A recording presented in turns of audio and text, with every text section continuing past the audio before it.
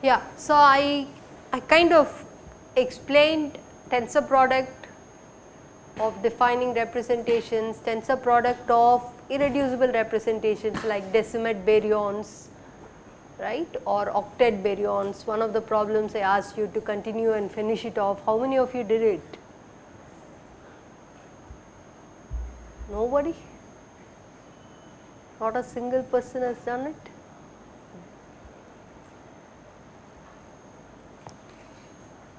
So I will give it in the exam. That is a good way to make you people work. Okay. So I am not going to do it for you, but it will be there in the exam.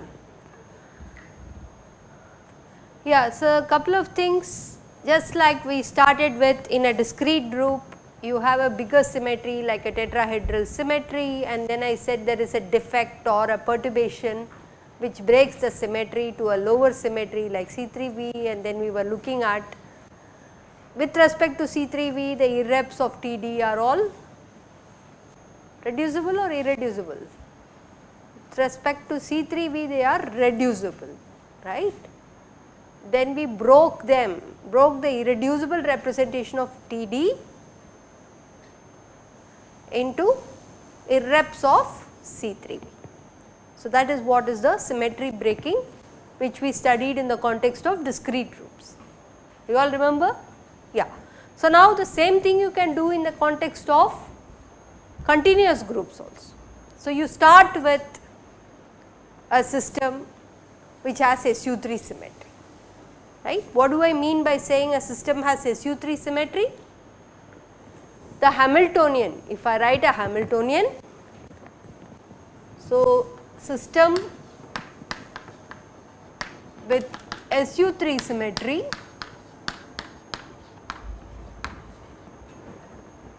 means Hamiltonian for such a system should commute with all the generators of SU3.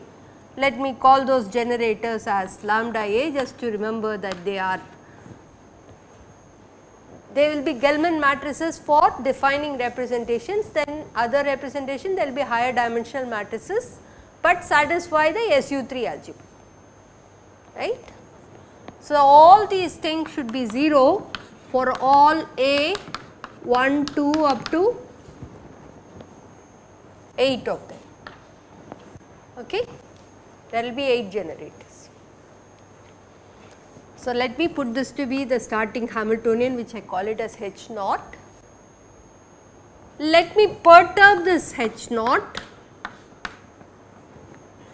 by some constant, small value, let me call it as some A, which is a small perturbative parameter, times H1. This is the perturbation,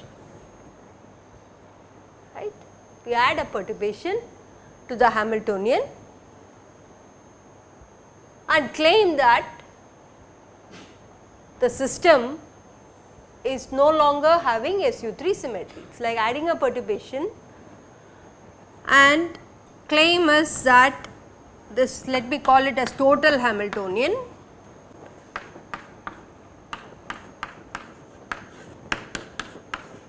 is not equal to 0. At least for 1A, if you find this not equal to 0, you can say that at least for even one generator of SU3, if the commutator is not 0, then you say that this implies symmetry is broken, SU3 symmetry is broken, right. Even for some generators, if this happens, then you say SU3 symmetry is broken. Suppose you find that the H, the total H where you have done the perturbation is such that the SU2 generators are 0. Suppose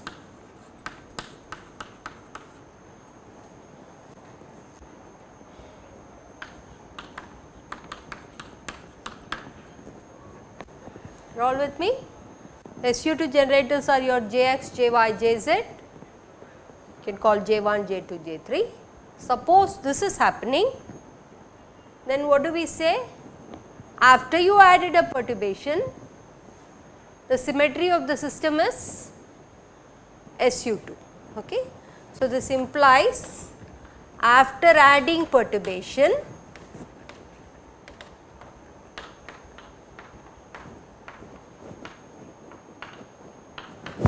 the system has SU2 symmetry.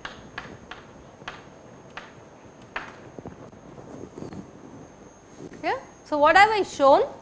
You started with a system with SU3 symmetry, you added a perturbation and the perturbation broke the SU3 symmetry which has rank 2 to a lower symmetry group which has rank 1 which is SU2. Clear? Now, if I take an irrep belonging to SU3, so let us take an irrep which is the defining representation to start with. This irrep under symmetry breaking, so this is 3-dimensional irrep of SU3, okay. SU3, what happens to it? It breaks down to a 2-dimensional irrep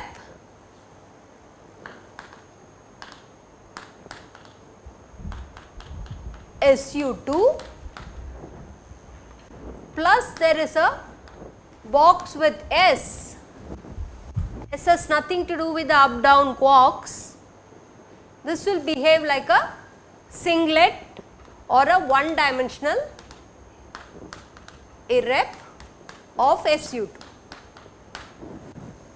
Now, your group is SU2, whatever irreps which you are studying will be reducible representations as far as SU2 is concerned. Clear? As far as SU2 is concerned, every irrep of SU3 is reducible and the breaking is such that whenever you find an S quark, that is going to be treated like a trivial representation of SU2. Okay. So, this is the breaking pattern, the 3-dimensional representation irrep. Once you add a perturbation which breaks the SU2 symmetry, breaks the SU3 to SU2, then you get this to be 2 plus 1. Clear? So, now tell me what happens to the decimate. This is decimate of SU3. Okay. When you do a symmetry breaking,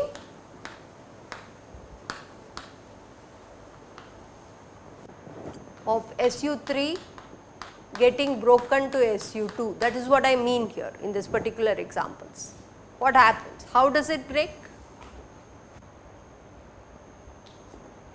You will still get this diagram, but the entries in the diagrams are only U and D. There will be one more diagram where one of the box has S quark, I remove it, that is like a singlet. Okay. Two of the box can have S quark. Clear? So, that is like a singlet. A single box with S quark is like as if it is nothing. And what else? All the 3 boxes could have S quark, which is like a trivial representation. Okay, let me call that as 1 dimension. Clear? So, how much is this dimension? Spin, it is like spin 3 by 2, which is 4-dimensional. This one is 2, 2, no, this is 3, right, spin 1. Are you all with me? And then this is 1, no, this is 2 and this is 1. So, the total dimension should add up. 2 plus 1 is 3, the 10, this is an irrep of SU3, adding a perturbation will break it up into irreps of SU2. Okay. Another way of seeing it in the diagram is that, you remember the diagram? Some kind of a diagram like this with 4 points are there, 1, 2, 3, 4. So, this line is like a SU2 subalgebra. These 4 are irreps of the residual SU2. Then you have the other 3 particles which are here, which is again another irrep of SU2. Then you have 2 particles here. I think this one is your delta plus plus, delta plus, delta 0, delta minus, and so on. There is sigma and then cascade, and then this particle is what I explained is omega minus. So, it is actually breaking up into various pieces in the horizontal line as 4 plus 3 plus 2 plus 1.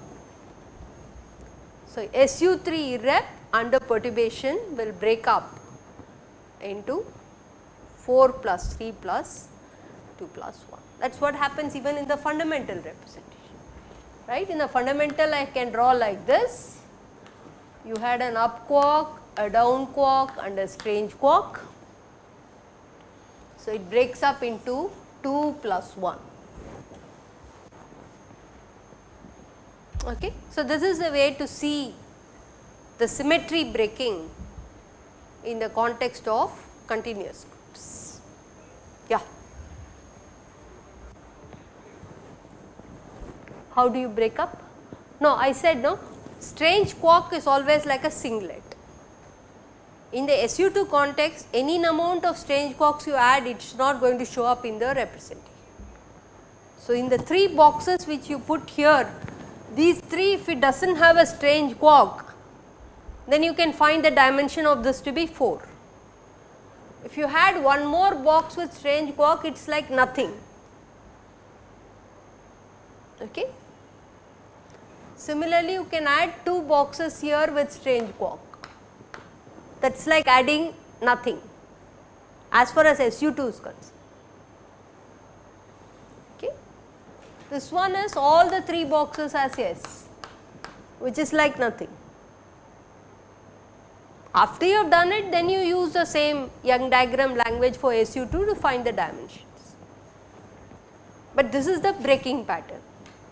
Irreducible SU3 representation becomes reducible for SU2, and how in the reducible representation, how much it breaks into a 4-dimensional representation. Yes, once it breaks, it can break it into a 3-dimensional representation, yes, 2-dimensional representation, yes, and a 1-dimensional representation.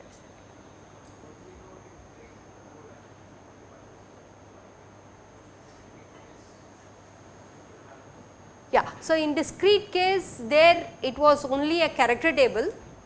Here I am looking at not a character table, but all possible dimensions for the SU3. So, once I take that, then when I break it up, if there are 2 possibilities, then you can get that dimensional representation twice, otherwise you will always have it to be once, right. Do it for the octet. Let us do it for the octet and see what happens. Okay. How does the 8 break? From the diagram you know how it breaks. It should break into a 2, then a 3 and another 2, and at the center you should have 1, right. You know that for the octet, which is the adjoint representation. So, you see whether this argument helps you to see that also.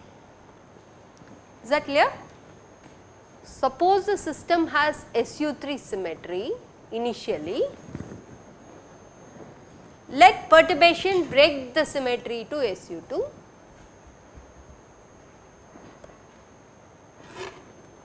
Then in this case UDS, which describes a 3-dimensional irrep of SU3, will break into 2 irreps of SU2, one is 2-dimensional, another one is 1-dimensional. I showed you in the Young diagram language, you can also write it compactly like this, that the UDS vector space breaks into a UD vector space and another 1-dimensional vector